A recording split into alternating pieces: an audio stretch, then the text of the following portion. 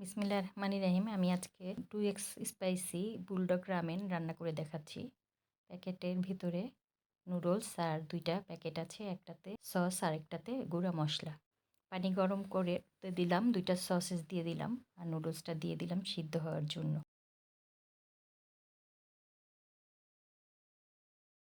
সসেসটা সিদ্ধ হলে উঠিয়ে নিব।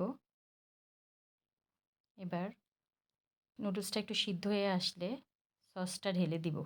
ঢেলে পানি শুকিয়ে আসা পর্যন্ত নাড়াচাড়া করতে থাকবো। এবার গুঁড়া মশলাটা দিয়ে একটু নেড়ে চেড়ে আগে থেকে হাফ বয়েল করে রাখা ডিম কেটে আর সসেস কেটে বাটিতে রামেনটা দিয়ে উপরে মশলা দিয়ে রামেনটা সার্ভ করব। রেসিপিটি ভালো লাগলে চ্যানেলটি সাবস্ক্রাইব করবেন।